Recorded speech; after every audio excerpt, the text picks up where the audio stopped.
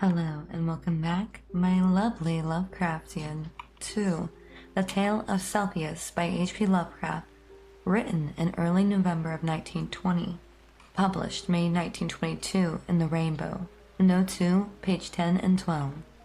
In a dream, Kuranes saw the city and the valley, and the sea coast beyond, and the snowy peak overlooking the sea, and the gaily painted galleys that sail out of the harbor towards distant regions, where the sea meets the sky. In a dream, it was also that he came by his name of Kuranes, for when awake, he was called by another name. Perhaps it was natural for him to dream a new name, for he was the last of his family and among the indifferent millions of London. So there were not many to speak of him and to remind him of who he had been. His money and land were gone, and he did not care for the ways of the people about him, but preferred to dream and write of his dreams.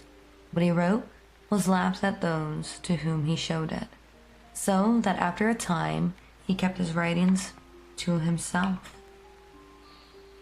and finally ceased to write altogether. The more he withdrew from the world about him, the more wonderful became his dreams, and it would have been quite futile to try to describe them on paper. Kuranes was not modern. It did not think like others who wrote, whilst they strove to strip from life its embodiments robes of myth and show it naked ugliness, the foul thing that is reality. Kuranes sought for alone beauty. When truth and experience failed to reveal it, he sought it in fancy and illusion, and found it on his very doorstep amid the nebulous memories of childhood tales and dreams. There are not many persons who know what wonders are open to them in the stories and visions of their youth, for when as children we listen and dream, we think but half-formed thoughts, and when as men we try to remember, we are dulled and prosaic with the poison of life. But some of us awake in the night with strange phantasms of enchanted hills, and even more above that, with these strange phantasms we find gardens of fountains that sing in the sun, of golden cliffs overhanging murmuring seas, of plains that stretch down to sleeping cities of bronze and stones, and of shadowy companies of heroes that ride caparisoned white horses along the edge of thick forests. And then we know that we have looked back through the ivory gates into what the world of wonder which was ours before we were wise and unhappy. Kuranes came very suddenly upon his old world of childhood. He had been dreaming of the house where he had been born, the great stone house covered with ivy, where 13 generations of his ancestors had lived, and where he had hoped to die. In the moonlight, and then he had stolen out into the fragrant summer night, through the gardens, down the terrace, past the great oaks of the park, and along the long white road to the village.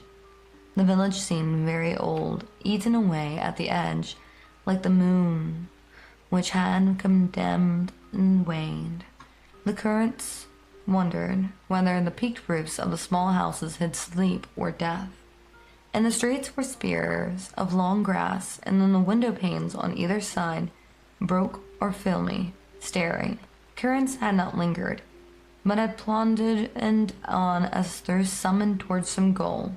He dared not disobey the summons for fear it might prove an illusion, like the urges and aspirations of waking life, which do not lead to any goal. When he had been drawn down a lane that led off from the village street towards the channel cliffs that had come to the end of things, to the precipice and the abyss, where all the village and all the world fell abruptly into the unechoing emptiness of infinity, and where even the sky ahead was empty and unlit by the crumbling moon and the peering stars, faith had urged him on, over and over the precipice into the goal, where he had floated down, down, down, past dark, shapeless, undreamed dreams, faintly glowing spears that may have been partly dreams, and laughing winged things that seem to have mocked him and the dreamers of all the world. Then a rift seemed to open in the darkness before him, and he saw the city of the valley glistening radiantly far, far below, with a background of sea and a sky and a snow-capped mountain near the shore. Kuranes had awakened the very moment he beheld the city, yet he knew from his brief glance that it was none other than Celephais, in the valley of Uthnarki, beyond the Tanarian halls, and his spirit had dwelt all the eternity of an hour one summer afternoon very, very long ago, where he had slipped away from his nurse and let the warm sea breeze lull him to sleep as he watched the clouds from the cliff near the village. He had protested then, when they had found him, waked him, and carried him home, for just as he was aroused, he had about to sail in a golden galley for those alluring regions where the sea meets the sky. And now he was equally resentful of awakening, for he had found his fabulous city after 40 weary years. But 3 nights afterwards, Kuranes came again to Celephais, as before he dreamed first of the village that was asleep or dead, and of the abyss down which one must float silently. Then the rift appeared again, and he beheld the glittering minarets of the city, and saw the graceful galleys riding at anchor in the blue harbor, and watched the ginkgo trees of the Mount Honor swaying in the sea breeze. But this time he was not snatched away, and like a winged being, he himself settled gradually over a grassy hillside, till finally his feet rested gently on the turf. He had indeed come back to the valley of Uthnargi and the splendid city of Celephais. Down the hill, amid the scented grass and the brilliant flowers, walked Kuranes over the bubbling naraks on the small wooden bridge where he had carved his name so many years ago. And though the whispering grove to the great stone bridge by the city gate, all was as old, nor were the marble walls discolored, nor the polished bronze statues upon them tarnished, and Kuranes saw that he need not tremble lest the thing he knew be vanished, for even the sentries on the ramparts were the same, and still as young as he remembered them. When he entered the city, past the bronze gates, and over the oxen pavements, the merchant and camel drivers greeted him as if he had never been away, and it was the same as the turquoise temple of Nathortan, where the orchid-wreathed priest told him that there is no time in Uthnargi, but only perpetual youth. Then Kuranes walked through the street of pillars, the seaward wall, where gathered the traders and the sailors, and strange men from the regions where sea meets the sky. There he stayed long, gazing out over the bright harbor where the ripples sparkled beneath an unknown sun, and where rode lightly the galleys from far places over the water. And he gazed upon the Mount Arens rising regally from the shore, its lowly slopes green with swaying trees, and its white summits touching the sky. More than ever, Kuranes wished to sail in a galley to the far places of which he had heard so many strange tales, and he sought again the captain who had agreed to carry him so long ago.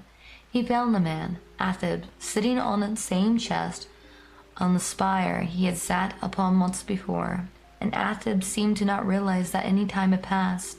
Then the two rowed to a galley in the harbor, and giving orders to the oarmen that any time had passed, then the two rowed to a galley in the harbor.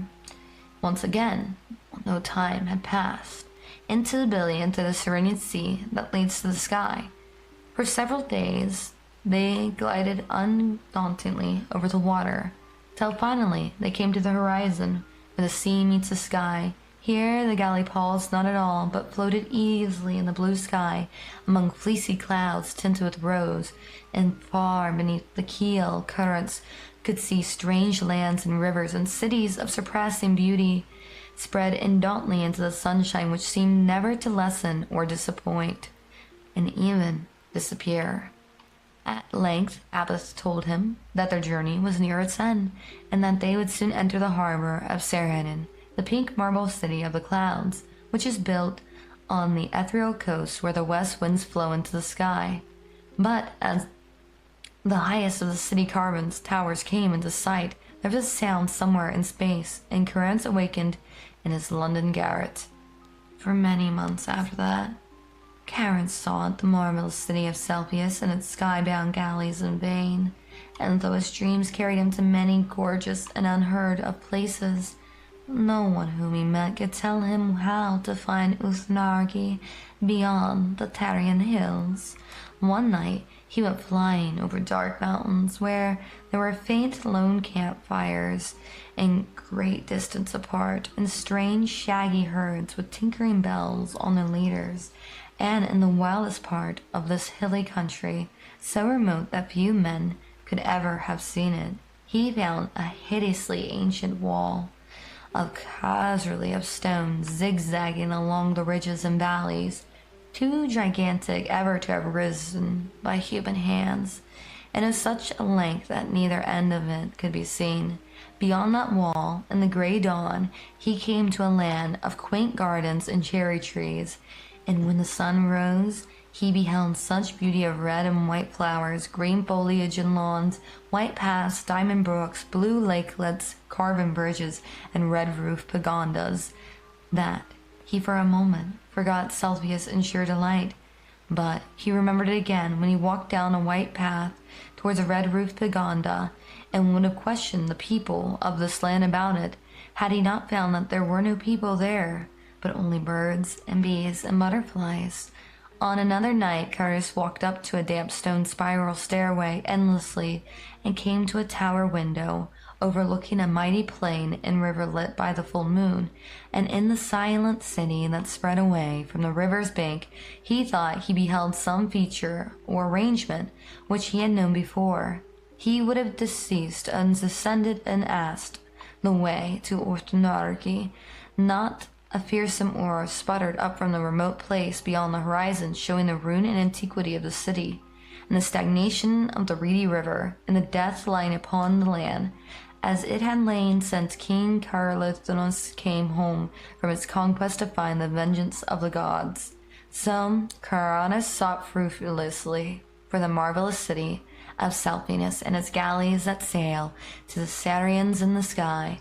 Meanwhile, seeing many wonders, and once barely escaping from the high priest not to be described, which wears a yellow silken mask over its face and dwells all alone in prehistoric stone monasteries in the cold desert plateau of Lang. In time, he grew so impatient of the black intervals of day that he began buying drugs in order to increase his periods of sleep. Hashish helped a great deal, and once sent him to a part of space where form does not exist, but where glowing gases study the secrets of existence, and a violet-colored gas told him that this part of space was outside what he had called infinity. The gas had not heard of planets and organisms before, but indefinitely caressed merely as one of form from the infinity where matter, energy, and gravitation exist. Kuranes was now very anxious to return to the myriad-studded Celephais and increased his dose of drug, but eventually he had no more money left and could not buy no drugs. Then one summer day he was turned out of his garret and wandered aimlessly through the streets, drifting over a bridge to a place where the houses grew thinner and thinner. And it was there that fulfillment came, and he met the cortege of knights come from Celephais to bear him there forever.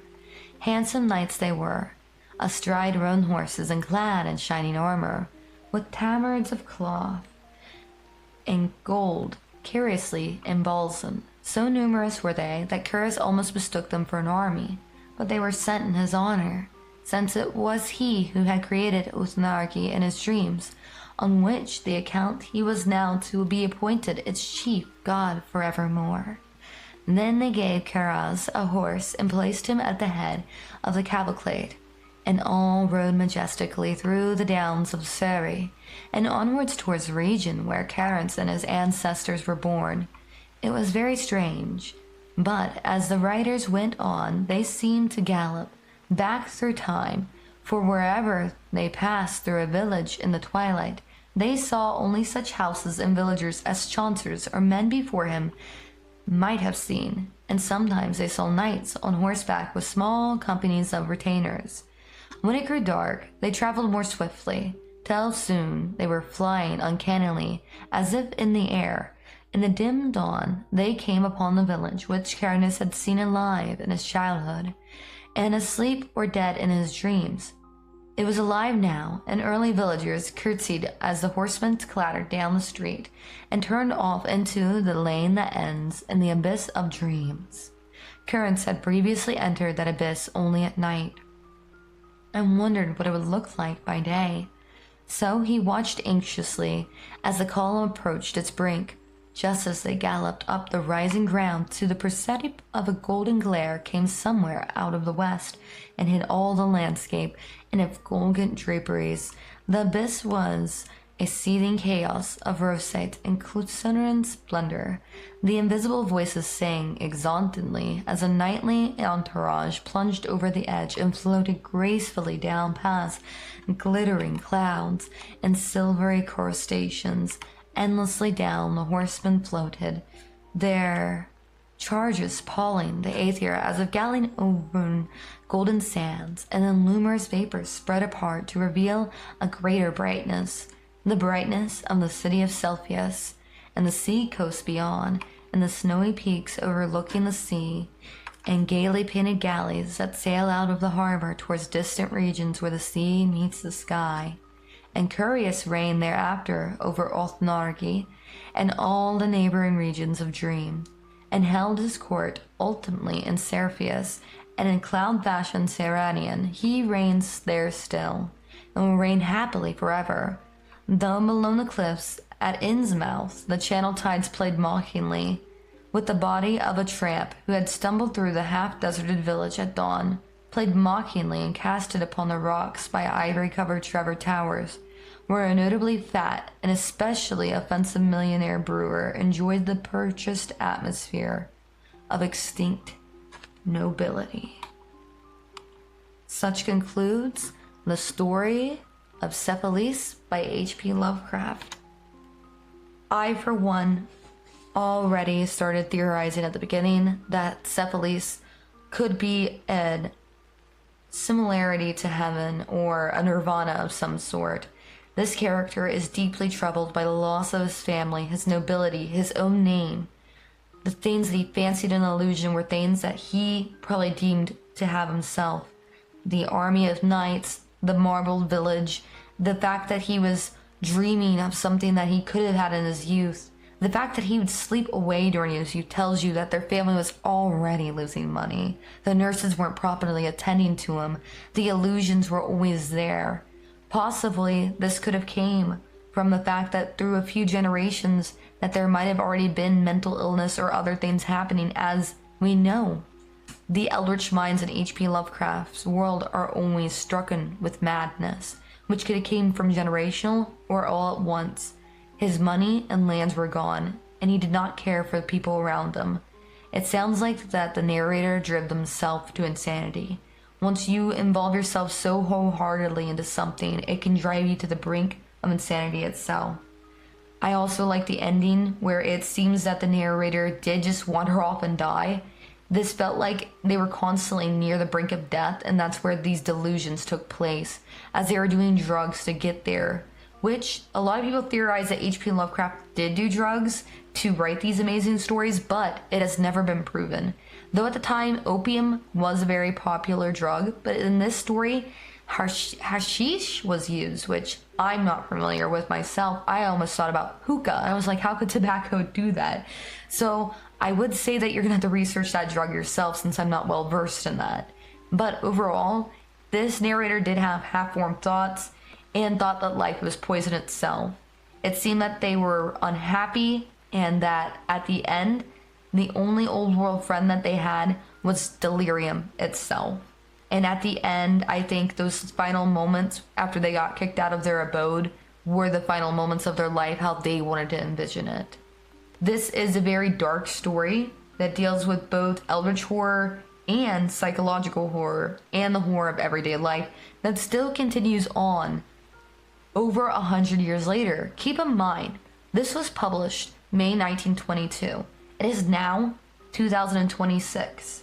This is over 100 years old and is still upheld in a light that we can enjoy it to this very day. But those are just my theories. And as always, I'd love to hear from the cult itself. So, my lovely Lovecraftians, don't forget to like, comment, and subscribe. And until next time, bye-bye.